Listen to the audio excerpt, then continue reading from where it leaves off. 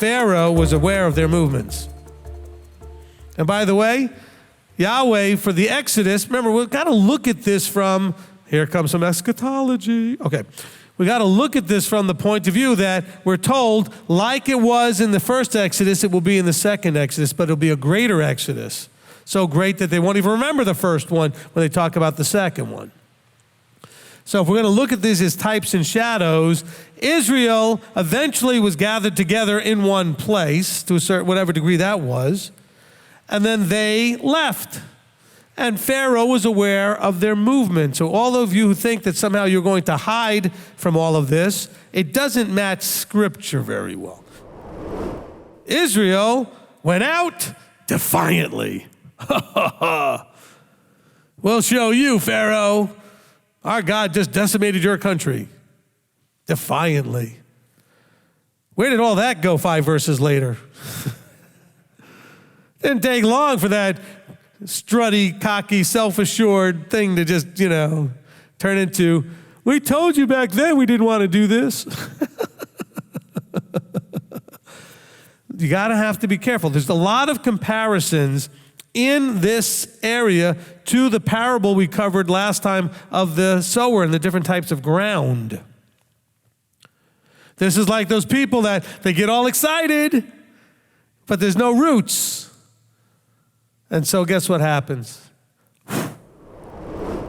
So we have the two different types of reaction. Look, in a world that's not his, for you to have peace, you have to have a spiritual reaction, in other words, his intrinsic nature type reaction, not a world or flesh reaction. In this world that's not his, you're to be in, but not of. Of means you behave like them and you be a part of it. But you're supposed to be separate, set apart.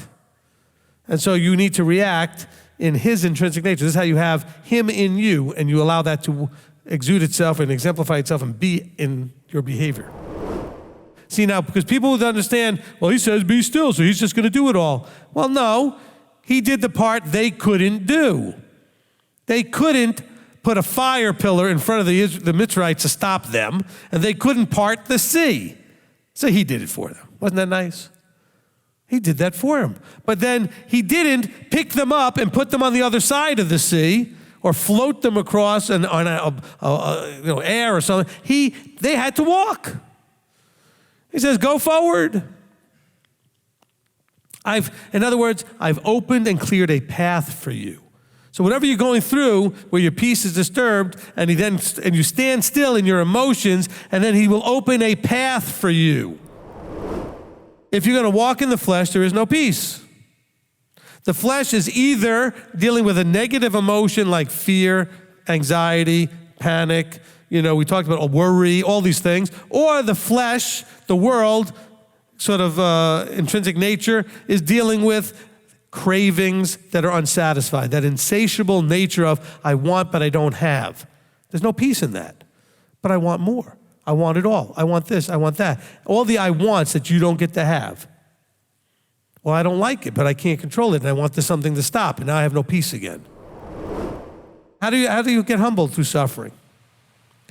Because through suffering, by the way, what are you talking about? What kind of suffering? People beating on them? No, through lack. They were hungry. They were thirsty. They were lacking things, and they needed to look to him to provide them. So when you're struggling for jobs, when you're struggling for able to pay your bills, when you're struggling, then you know what? He's humbling you.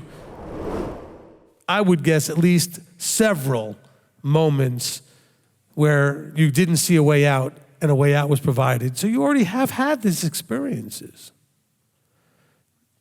So if you're in one, why do you act like you've never been in one? And you survived all of those.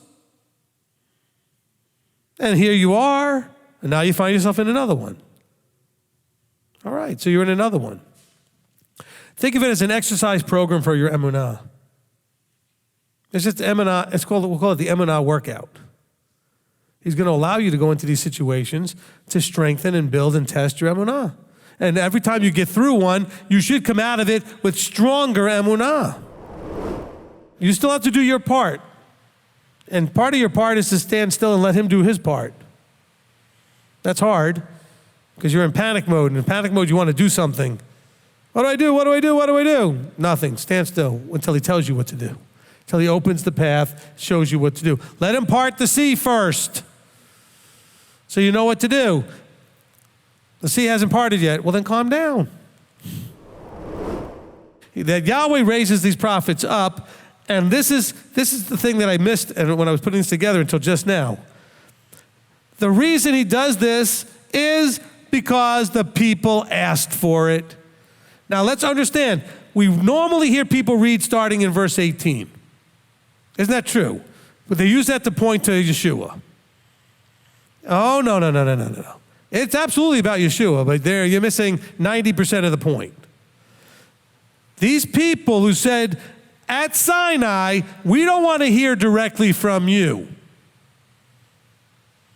We don't want to hear directly from you. He says, these prophets are going to be those who are going to speak the words because you asked me to speak through a prophet. Look, if we are going to do this, let's stop goofing off.